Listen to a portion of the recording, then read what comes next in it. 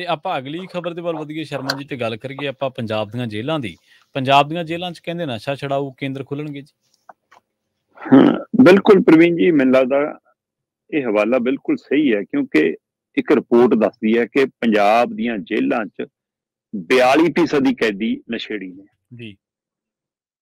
ਉਸ ਰਿਪੋਰਟ ਦੇ ਹਵਾਲੇ ਨਾਲ ਜਿਹੜਾ ਮਨੁੱਖੀ ਅਧਿਕਾਰ ਕਮਿਸ਼ਨ ਹੈ ਸਾਡਾ, ਉਸ ਨੇ ਫਿਕਰ ਪ੍ਰਗਟਾਇਆ ਕਿ ਫਿਰ ਸਰਕਾਰਾਂ, ਜੇਲ੍ਹ ਪ੍ਰਸ਼ਾਸਨ, ਪੁਲਿਸ ਤੰਤਰ ਕਰ ਕੀ ਰਹੀਆਂ ਨੇ। ਜੇਕਰ ਪ੍ਰਵੀਨ ਜੀ ਜੇਲ੍ਹਾਂ ਦੇ ਅੰਦਰ ਇਹ ਰਿਪੋਰਟ ਆ ਰਹੀ ਹੈ ਕਿ 42%, ਮਤਲਬ 100 ਚੋਂ 42 ਕੈਦੀ ਕਿਸੇ ਨਾ ਕਿਸੇ ਨਸ਼ੇ ਦੇ ਆਦੀ ਨੇ। ਬਿਲਕੁਲ ਸਹੀ ਹੈ ਜੀ। ਤਾਂ ਹੋ ਰਹੀ ਹੈ ਨਾ ਇਹਦਾ ਮਤਲਬ। ਨਹੀਂ ਤਾਂ ਫਿਰ ਉਹ ਜੇ 4 ਦਿਨ 5 ਦਿਨ ਹਫ਼ਤਾ 10 ਦਿਨ ਨਾ ਮਿਲੇ ਤਾਂ ਡੋਪ ਟੈਸਟ ਵੀ ਠੀਕ ਆ ਜਾਂਦਾ। ਹਾਂਜੀ। ਇਹਦਾ ਮਤਲਬ ਕਿ ਜੇ ਉਹ ਨਸ਼ੇ ਦੇ ਆਦੀ ਪਾਏ ਗਏ ਤਾਂ ਹੀ ਪਾਏ ਗਏ ਨਾ, ਜੇ ਉਹਨਾਂ 'ਚ ਨਸ਼ਾ ਪਾਇਆ ਗਿਆ ਜੀ ਪਾਇਆ ਜਾਊਗਾ ਨਾ, ਜੇ ਨਸ਼ਾ ਪਹੁੰਚਦਾ ਹੈ। ਜੇਲ੍ਹ ਦੇ ਅੰਦਰ 42% ਅੰਕੜਾ ਆਪਣੇ ਆਪ 'ਚ ਇੱਕ ਪਹਿਲੂ ਰੱਖਦਾ। ਅਸਲ 'ਚ ਰਾਸ਼ਟਰੀ ਮਨੁੱਖੀ ਆਯੋਗ ਨੇ ਇਹ ਪਹਿਲਕਦਮੀ ਕੀਤੀ ਔਰ ਬਕਾਇਦਾ ਤੌਰ ਤੇ ਜੇਲ੍ਹ ਪ੍ਰਸ਼ਾਸਨ ਨੂੰ ਹਦਾਇਤ ਕੀਤੀ ਹੈ 4 ਹਫ਼ਤਿਆਂ 'ਚ ਸਾਨੂੰ ਕਹਿੰਦੇ ਪੂਰੀ ਰਿਪੋਰਟ ਦਿਓ, ਇਹਦੀ ਵਿਸਤਾਰਤ ਰਿਪੋਰਟ ਦਿਓ। ਉਸ ਰਿਪੋਰਟ ਤੋਂ ਬਾਅਦ ਉਹ ਕਹਿੰਦੇ ਫਿਰ ਅਸੀਂ ਅਗਲਾ, ਇਹਦੇ ਵਿੱਚ ਚੰਡੀਗੜ੍ਹ ਬੜੈਲ ਜੇਲ੍ਹ ਵੀ ਹੈ ਜੀ, ਤੇ ਪੰਜਾਬ ਦੀਆਂ ਸਾਰੀਆਂ ਜੇਲ੍ਹਾਂ ਵੀ ਨੇ ਜੀ। ਠੀਕ ਹੈ। ਤੇ ਉਹ ਉੱਥੇ ਹੀ ਫਿਰ ਇੱਕ ਮੀਟਿੰਗ ਸੀ, ਉਸ ਮੀਟਿੰਗ ਦੇ ਵਿੱਚ ਜਦੋਂ ਹਵਾਲਾ ਆਇਆ ਕਿ ਆਹ ਸਥਿਤੀ ਹੈ ਜੀ, ਜੇਲ੍ਹਾਂ ਦੇ ਅੰਦਰ ਸਭ ਤਰ੍ਹਾਂ ਦਾ ਨਸ਼ਾ ਮਿਲਦਾ ਵੀ ਹੈ, ਨਸ਼ਾ ਪਹੁੰਚਦਾ ਵੀ ਹੈ, ਤੇ ਅੰਕੜੇ ਆਹ ਦੱਸਦੇ ਨੇ।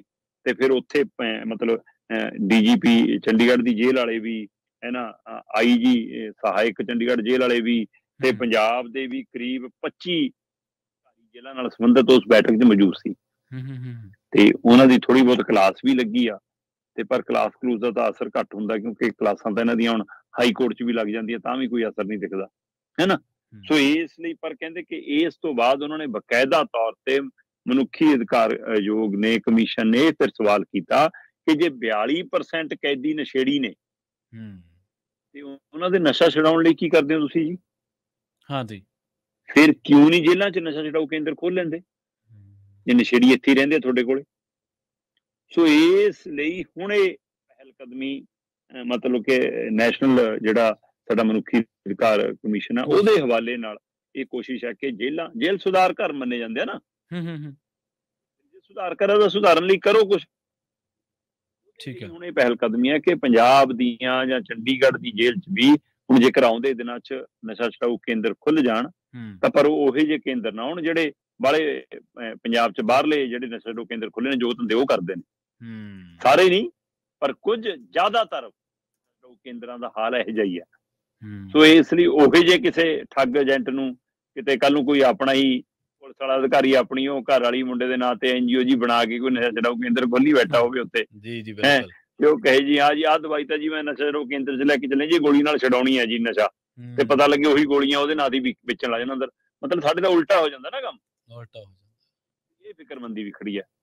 ਪਰ ਇਹ ਅੰਕੜੇ ਇੱਕ ਨਵਾਂ ਪਹਿਲੂ ਦਰਸਾਉਂਦੇ ਨੇ ਕਿ ਪੰਜਾਬ ਦੀਆਂ ਜੇਲ੍ਹਾਂ ਦੀ ਸਥਿਤੀ ਜੇਕਰ 42% ਅੰਕੜਾ ਬਣਦਾ ਤਾਂ ਕੀ ਇਹੀ ਅੰਕੜਾ ਪ੍ਰਵੀਨ ਜੀ, ਜਦੋਂ ਸਰਵੇ ਹੁੰਦਾ, ਮੰਨ ਲਓ ਵੋਟਾਂ ਦਾ ਸਰਵੇ, ਮੰਨ ਲਓ ਕਿਸੇ ਚੀਜ਼ ਰਾਸ਼ਨ ਪਾਣੀ ਦੇਣ ਦਾ ਸਰਵੇ, ਹੈ ਨਾ, ਕੋਈ ਸਿੱਖਿਆ ਦਾ ਸਰਵੇ, ਤਾਂ ਇਲਾਕਿਆਂ 'ਚ ਜਾ ਕੇ ਨਾ 100 ਕੁ ਬੰਦਾ ਲੈ ਲੈਂਦੇ ਨੇ।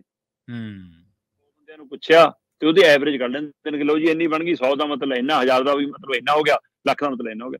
ਜੇ ਜੇਲ੍ਹ ਦੇ ਅੰਦਰ 42% ਨਸ਼ੇੜੀ ਹੈ ਤਾਂ ਕੀ ਇਹ ਅੰਕੜਾ ਪੰਜਾਬ ਦਾ ਅੰਕੜਾ ਤਾਂ ਨਹੀਂ ਕਿਤੇ? ਤੇ ਇਹ ਸਰਵੇ ਕਿਤੇ ਪੰਜਾਬ ਤੇ ਲਾਗੂ ਤਾਂ ਨਹੀਂ ਹੋ ਰਿਹਾ? 42% ਬਹੁਤ ਵੱਡਾ ਹੀ। ਇਸ ਲਈ ਇਹ ਇੱਕ ਫਕਰਮੰਦੀ ਵੀ ਖੜੀ ਹੈ। ਸੋ ਕੈਦੀਆਂ ਨੂੰ ਛਡਾਉਣ ਦੇ ਲਈ ਹੁਣ ਮਨੁੱਖੀ ਅਧਿਕਾਰ ਕਮਿਸ਼ਨ ਦੇ ਹਵਾਲੇ ਨਾਲ ਨਸ਼ਾ ਛਡਾਊ ਕੇਂਦਰ ਖੋਲਣ ਦੀ ਤਿਆਰੀ ਹੈ।